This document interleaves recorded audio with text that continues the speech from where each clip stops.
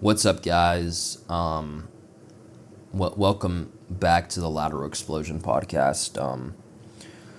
It's kind of a sad day, there's a hurricane coming, and I'm just sad.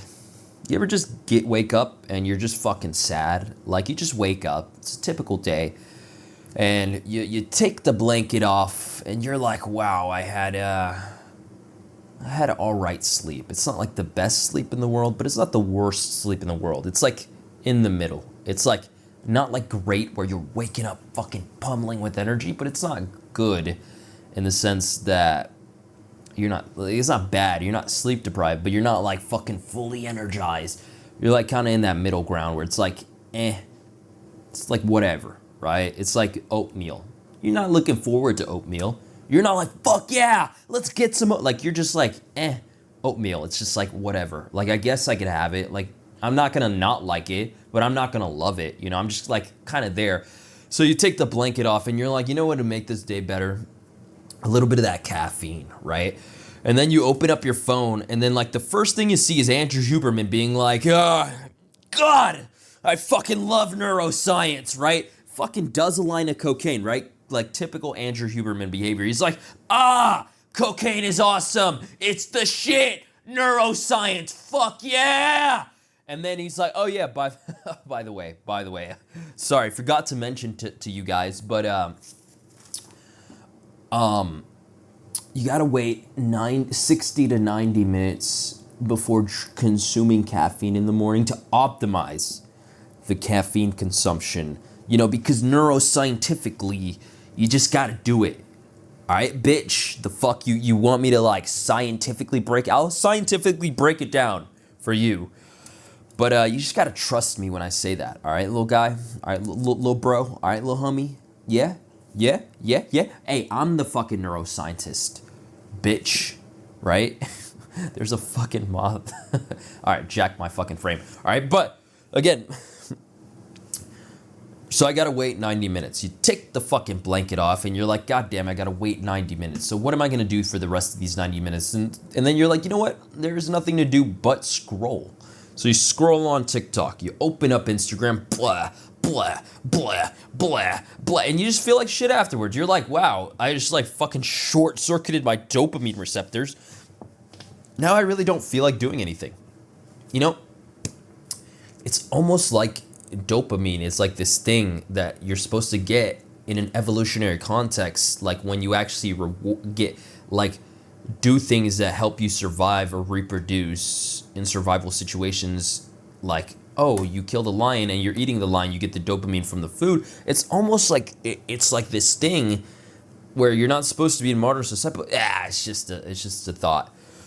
But yeah, you wake up, went to the fucking gas station, and it was one of these things where right now, so to give you guys context, I'm a massive procrastinator. Like last episode I dedicated to procrastination. However, I just kind of riffed on it. Like I was just kind of like, let me pop on the microphone, and I did not prepare, right?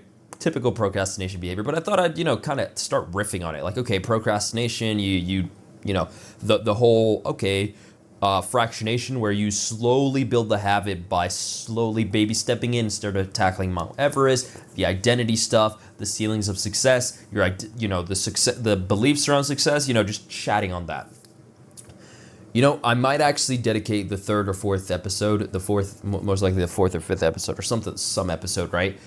Typical procrastination behavior, like, yeah, someday I'll do it even, but to actually like diving into it and actually tackling, because it's one of the biggest challenges I've ever fucking had in my entire life. Like, I'm just gonna, like, this right here, right, is my mugshot, right, from back in 2022.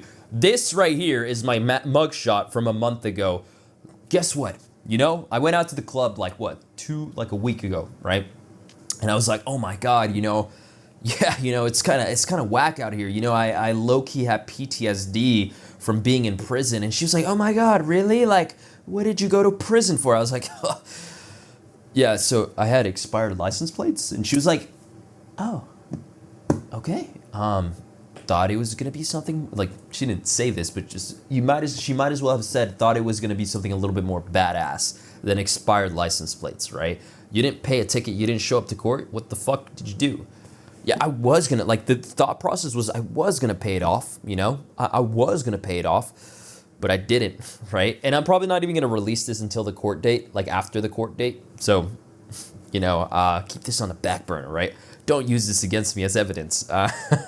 But again, it was one of these situations where I didn't pay a fucking fine. I ended up fucking bitching out like once, right? I was like, okay, I'll pay it later, right? A couple months go by, right? And I'm like, I should pay it, but I got this thing going on. I should pay it fucking second time. Clink, warrant out for my arrest. I didn't even know it was a fucking warrant. I was just like, I'll pay it later. I'll pay whenever I want. And then clink, second time, handcuffs. I went to prison, right? So they took me into the prison, and this was around the beginning of June. So I actually went out to the clubs, right? Because there's nothing better for me to do on a Saturday night. Like, would you rather stay home or go out and fucking get your ass out at a nightclub and party your ass off? Which one would you do, right? To each their own, if whatever, it's like not your thing. But essentially I went out, popped out, and I was driving, and I ended up getting pulled over, right, by a cop, you know? And he pulled me over. He was like, hey, license residue. Like, there's fucking Chipotle bags on the fucking counter, right? He's like coming to this other side, like with a flashlight. And I'm like, damn, I should have cleaned the car with all the Chipotle wrappers a little bit later, right? And he checks my license plate, and he comes out, and he's like, hey, step out the car. And I'm like, dude, you're joking, right? He's like, dude, it's been over a year since you didn't pay this fucking thing. Just step out, right? And I'm like, no, man, come on, man. And I'm like bitching. I'm like feeling sorry for myself. I'm like, damn, why did this happen to me, right? I'm at the back of the car, like my fucking mind starts racing. It's one of these things where it's like, holy shit, right? And this guy isn't on my side. Like, he's kind of like standoffish in a sense, right? Anyways, he puts the handcuffs on me, right? He's like, we're taking you down, right? So in this sense, I'm fucked. I call my mom. I'm like, hey, mom, I fucked up. She's like worried, and she's like, you have to go get the car. I'll send you the address. He's, you know, courteous enough to tell her the address, and then off to the races to an hour out into this prison, like full-blown prison. I'm like, oh, I'm probably just gonna end up in like some little jail cell like I did last time, like a holding cell. It's like this little block. Nope, full-blown prison, like gates opening, flashlights, fucking fences out. There's like the full-blown prison experience, right? I walk in, they open a gate, he has to scan a tag, and the fucking gate opens, right? Then he has to, you know, fucking go past like a second gate, and then finally third gate, and then like the gate, like the garage behind him shuts down and locks.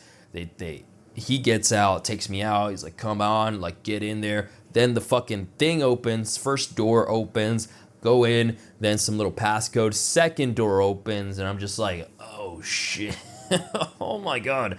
Like every worst case scenario fear starts playing in my head. I'm like, oh my God, what if I'm here for the rest of my life? What if my life is fucked? Dude, what if one day I end up here? Oh my God, like all this shit starts to bubble up, and I'm like, oh my God, right? So the guy sits me down. He's like, okay, you know, he's super chill dude, like super fucking chill dude, right? Just came out of the nightclub, had a bomb-ass night, got pulled over, so I was in a good mood. Like, it's one of these things where when you're in a really great mood, but then something kind of kills the vibe, you don't fully tank down. You don't fully have that shutdown. Why?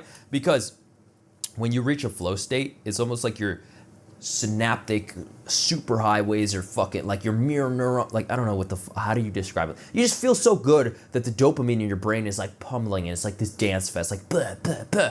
And then if you take a harsh rejection or some fucked up situation happens and you still have that dopamine is kind of like blah, but it's still kind of going, but like not as intensely. It just kind of tamps down, right? As opposed to where if you're just kind of baseline, like your normal day-to-day feeling of existence, like your day-to-day baseline feeling, and you take a fucking hit like that, oh, randomly I'm gonna arrest you, bro. Handcuffs on you, shut down. But I felt good, so the shutdown kind of took me here. So I was still kind of calm, cool, collected, even keeled, just like, yeah.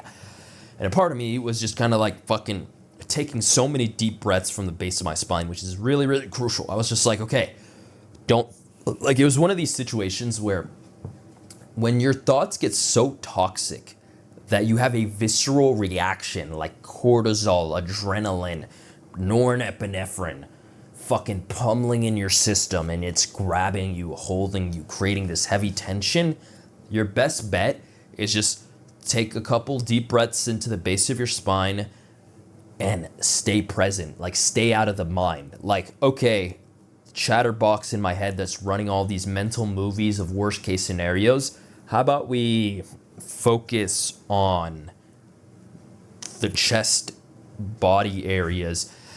Start breathing from here. And then like it's like a meditative process, and it's like don't think. Like that, like Relentless by Timothy F. Grover, first chapter. Don't fucking think. Go off instinct, go off training, right? Trust yourself, right? As they will, right? Because as you go into that thinking, you start to get into the denseness of everything, right? So of course it was like a matter of like, just stay present, like, because I was like, I noticed myself slipping into thought. I was like, oh God, what if I'm here for the rest of my life? It's just so fucked, right? So he arrests me and he takes me to the prison, and you know, it's weird because he was just like, get on your knees, like you gotta suck my dick. I swear this is like part of the initiative. Like he had like a fucking, like the thing, and he was like, yeah, you just gotta do it, man. Like it's just kind of prison. Like I know it sounds weird, but it's like kind of like the government is making you do it. So like pulling out like a pen and paper, and I'm like, okay, I guess I gotta suck. Just kidding, that's not the fuck out. He did not do that, all right? He was super fucking chill. All right, he was just asking me a bunch of questions like, okay, do you have any schizophrenia? Do you have any thoughts of suicide? When's the last time you ate? Like just general health questions or whatever. There was also a nurse or something. She was taking my blood pressure or whatever, and whatever. This guy was super chill. I was like, do you have the fear of someone being hurt? And I was like, to be fair. And he was like, nah, man, you're fucking chill. And he's just like filling this shot. I'm like, okay, put me in a good mood. I was like, hell yeah. And then there's some random motherfucker screaming in the distance like, ah! And the dude is like, oh yeah, withdrawal symptoms. Yeah. You know, and I was like, haha, yeah, nicotine isn't gonna make me act up that bad or something like that. I cracked some little joke. He was like, haha, yeah, man, you know. And then taking notes, and then they take me to like this holding cell with like one big ass mirror, or like this big ass like window that you could see through, this metal slab where you could lay down, a toilet seat, a phone, and me by myself. And I'm like, fuck yeah. At least I'm by myself. It could be 10 times worse, right? A couple minutes pass, and then they actually end up taking the dude that was screaming his ass off. Like, they end up taking him out of the prison thing, right? And putting a bag over his head, putting him in, like, this weird chair and rolling him out. And then there's one dude recording, and he's, like, screaming, like, ah. And I'm like, what the fuck, right? So, at this point, I'm like, okay, I mean, if I gotta stay here till like 8 a.m., right? Because my court hearing was at 8 a.m., right? Or the thing opens up at 8 a.m. I was like, well, I think it's like 4 a.m. I got pulled over, so I was only there for 4 hours, right? If it's only there at 8 a.m., I think I can ride this through. But then some dude walks in, he's like, all right, come with me. And I'm like, oh, fuck. And I'm just like, please no, God, please no. And of course, he fucking is like, okay, take off all your clothes, man. You heard the second guy. This is just part of the initiative, man. Bend over. And I'm just like, oh, God, I knew it. No, this didn't actually happen. No, he's like, you know, hey, he gave me like some fucking orange Croc slippers, some orange jumpsuit, orange little shorts, aka underwear, and then orange pants. And I had to put them on, trade in my clothes, put them in a bag, and give it to him. So then I did that, and then he threw me, and he gave me like this blanket, like this cottonish blanket that's kind of stretchy. It was like thin, but like not really super thin. Like it was pretty decent, right? Pretty decent blanket. Could be better, but pretty decent, right? I was like expecting, you know, no blanket. So I was grateful for that. So then he threw me in like a cell with a bunch of other fucking, like there's like 30 dudes inside of this cell, and it was like one of the locked doors with a prison, and there's like a row of metal slabs. There's people on the floor, and then they were all wrapped in blankets in the middle of the night, right? And I'm like, oh shit. So I'm like, where do I sit? So I just like chose to sit next to so there's like this little like this fucking let me see if I can even throw in a picture of a prison bathroom where it's just like a metal toilet and then like this fucking slab of wood, like this fucking plywood just kind of blocking it. And I just like sat next to it and I just like wrapped myself in a blanket and I was like so tired. I was like, I'm gonna try to get some sleep now. Good night. Sleep. Right? So I did that and woke up, kept waking up in the middle of the night because there's motherfuckers screaming, right? And then, like, of course, every so often, like, a random woman would come in yelling, is like, okay, XYZ name, you know, come in for blah, blah, blah, you know, I don't know, probably getting bailed out or whatever. So it was weird. It was scary, weird. Eventually, I ended up getting some little amount of sleep, but then finally they called my name. I was getting bailed out that day. Mom came to save the day, and yeah, you know, that was my prison experience. So all of this was an epic experience, but it was a fucked up experience nonetheless, right?